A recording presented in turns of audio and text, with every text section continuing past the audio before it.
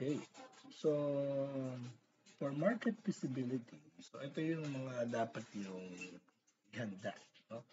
Number one, product or service description. So, literally, ito ay talagang product or service description lang. So, you will simply describe what your product is, no? A very brief no, introduction dun sa product or service na meron kayo. Now, for example, medyo marami yung product nyo. Pwede ang gawin nyo lang is kesa isa-isahin nyo by category. For example, coffee. Okay? So, kung coffee to, baka may iba't ibang variants kasi. So, yung coffee na lang ang ipakilala. Thus, sabihin na lang, it comes in different variants. Ngayon, kung aside from coffee, meron pa, let's say, meron kayong mga pastries, mga ganun. So, ipapakilala mo din dito. So, itong pastries na to, gawa ito saan, etc. etc. Pwede niyong samahan ng picture para mas makita kung ano yung mga product. Okay? Ngayon, kung gusto niyo naman na i-present lahat ng product nyo, like kung coffee nga, ilang variety ng coffee meron, pwede. Mas okay kung iisipin. Kasi at least ay pakilala nyo lahat. Same din doon sa, kung kunwari nga, may mga pastries. So ano-ano yung pastries na yun? Paano kung meron pang iba? Let's say, may pastry ka, tapos may pasta ka, may cakes ka. So pwede mo naman siya i-introduce dito lahat. Or, yun nga, by category. Okay? So yan ang product and service description. Pangalawa, industry description. So, para maging mas malinaw at may idea yung reader tungkol sa industriya mismo ng iyong negosyo, yan. So, may papakita natin yan sa tatlo. Una, yung scope, yan, definition and scope. Ano daw ang nandito? Dito ang ilalagay mo sa definition and scope, you define the industry by describing its core activities, products, and services. So clearly, you have to be articulate what the industry encompasses and its primary function. So halimbawa, balikan ko yung coffee, di ba? So anong industry yan? Coffee industry. Anong klase? Coffee ba na manufacturer o coffee na shop? Okay. So kung coffee shop siya, dapat ang ilalagay mo dito, industry ng coffee shop. Okay? So, kumusta naman daw ang industry ng coffee shop?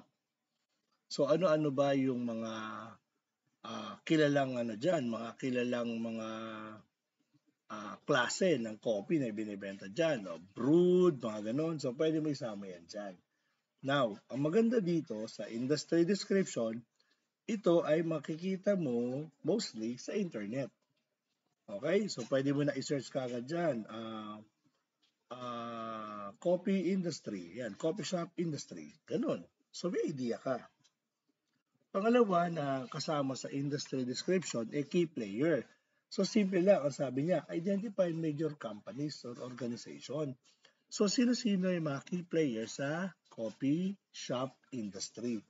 So, let's say, andyan daw si Starbucks, no?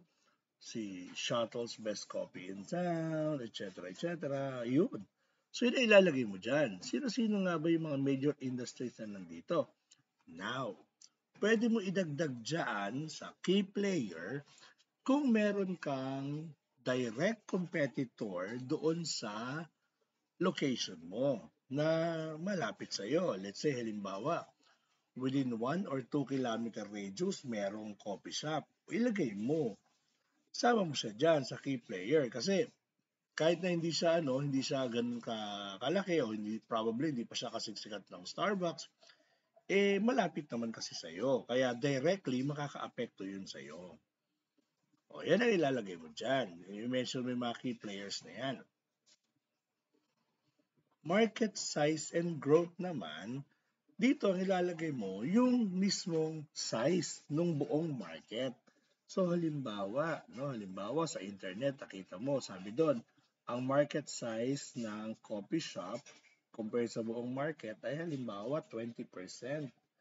So yun ay ilalagay mo. Tapos nakalagay din doon sa nakuha mo sa internet na yung industriya ng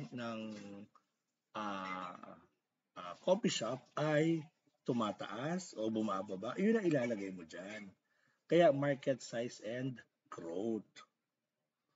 O, di ba? Sabi pa dyan, no? Provide data on the size of the industry in terms of revenue, market shares, and number of participants. Yun.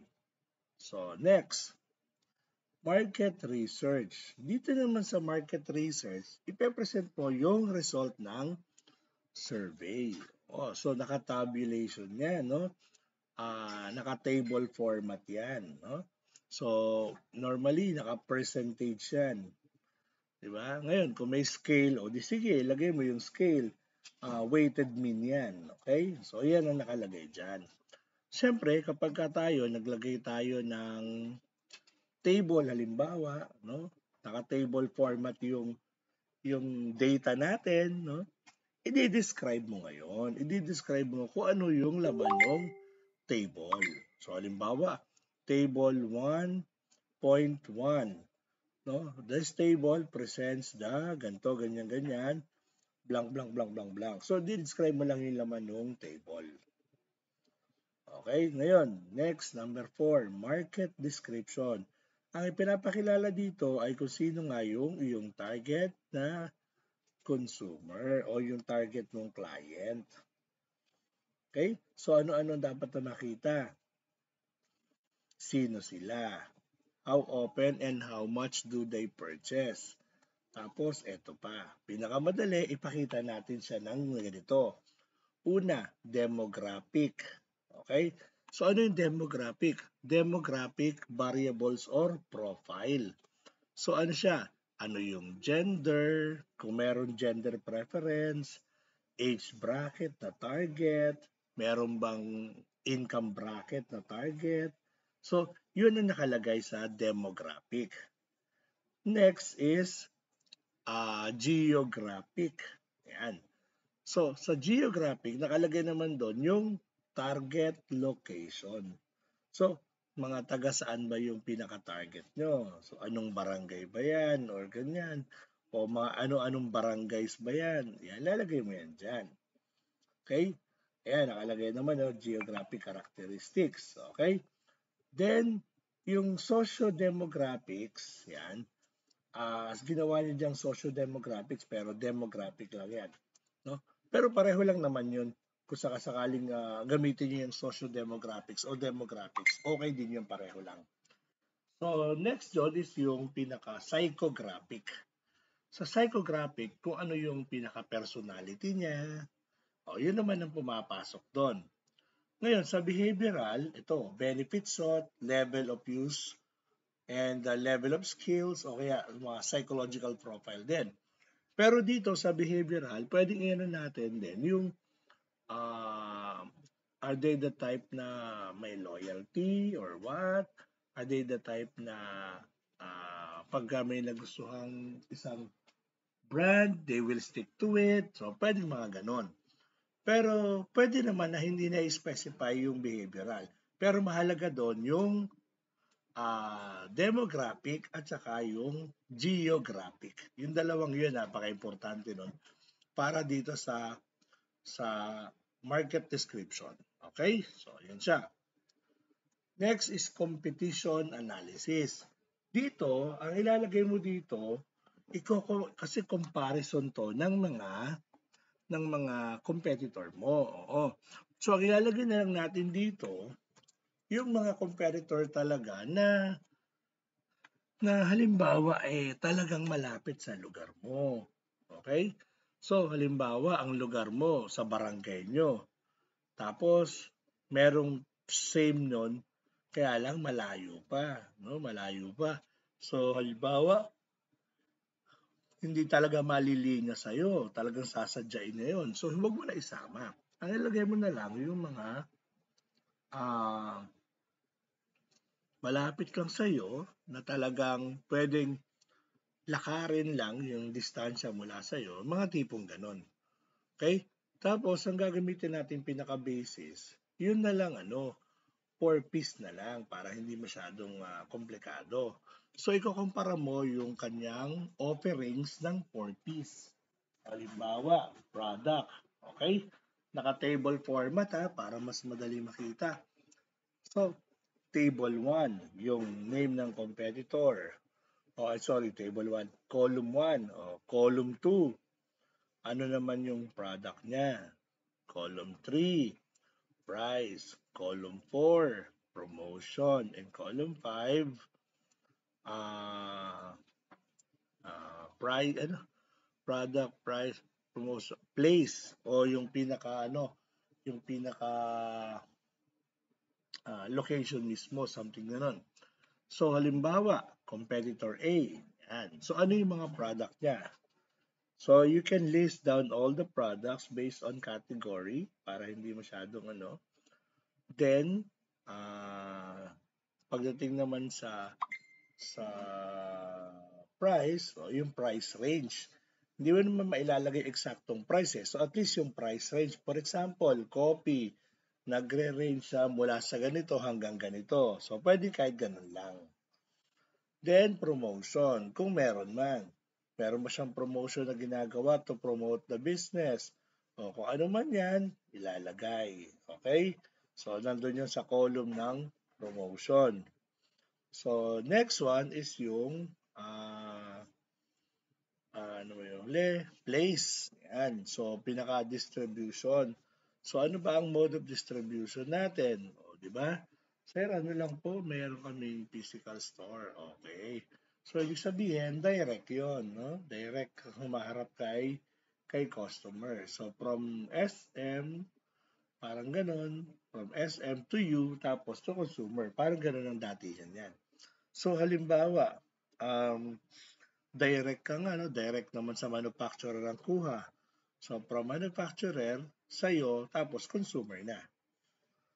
Ganun naman yon. Sir, pwede bang gamitin namin dito sa may place? Kung hindi namin alam yung ganun, ibahin na lang ang laman? Pwede naman. Halimbawa, ang gamitin natin para sa place yung literal na lang, yung lugar. Spacious ba? Yan. O kaya naman meron ba silang provision for parking? Baka walang parking space. So yan, kasama yan. Okay? So ulitin ko ha, sa place, pwedeng isama natin yung movement ng supplies or yung literal na nakikita na lang like yung space kung gaano kalaki o gaano kaliit. Yan. Yung store kung meron man, meron ba silang store o wala? Kung meron, ilan ang capacity? Tapos, yun nga, yung as someone na pwedeng makatulong sa inyo para doon sa place. Okay? O pwede. Katulad ng isang nabanggit ko, ano-ano ba yung meron siya, mga ganun. Pwede yung kasama sa place. Okay? Kasi distribution. Baka nag-online na rin siya. Yan, kasama yan, distribution yan. So, all in all, naka-table format yan. Tapos, yun kasi yung magiging basihan ng rekomendasyon. Pagka ikaw ay nag-dissertation na, dissertation. Pag ikaw ay nag-a-analyze ka na, no? Ayan. So, maano mo na yan, makikita mo na yan. Okay? Mas madali mo makikita yan kasi naka-table format. Ano pa ba? Yan. Ito. Marketing strategy. Ngayon, pagka natapos mo na ito, yung competition analysis, tingnan mo siyang maigi, ikumpara mo isa-isa. So, makikita mo kung ano yung malakas, ano yung kahinaan, di ba? So, from there, from the result of this, pwede ka nang gumawa ng iyong marketing strategy. Yan. Kaya sabi niya, based on the result of the survey. Di ba? So, sa 4Ps na inaral mo doon sa sa ano sa survey mo, yun din ang gagawin mo dito sa marketing strategy. Gagawin mo rin siya yung para sa 4Ps. O ano ang mga plano na naiisip ko para sa product, para sa price, para sa place, o para sa promotion. Ilalagay mo yan dyan. So yan lang ang laman yan, ang marketing strategy na yan, yung pinaka short marketing plan mo. Okay? Tapos, demand and sales projection. Meron akong video regarding dito sa pag-compute ng demand, no? Pwede niyong sundan yon. So, ang demand, okay, ang demand, dapat conservative tayo sa population. Ibig sabihin, pwede pa natin ibaba yung population. Okay, depende yan sa inyo. Just make sure that you know kung bakit mo siya ibinaba, okay? Ngayon, sa demand, kailangan natin ng projection at historical. So, okay, yung historical, general yon, yung projected general din yon. No? So, ganoon naman ang mangyayari. Now, sa demand, ang gagawin natin, kung historical siya, 5 years backward, tapos kung projected naman, 5 years forward. Ganun ang mangyayari. Okay? Yan. So pagkatapos mo magawa yung demand, susunod na kukumpitin mo naman ay yung supply. Okay? Ngayon, ang pag-compute nito ng dalawang ito, no, ay nakabase dun sa survey questionnaire na gagawin mo at saka dun sa tabulation na gagawin. So kung nakatabulate na siya, mas madali mo yan makikita, mas madali mong maintindihan yung ginawa mo. Yun. So yun naman ang demand and sales projection. Okay? Yan. Ngayon, sir, meron kaming mga may mga ads kami, may mga ganon. Pwede, no? Pwede naman.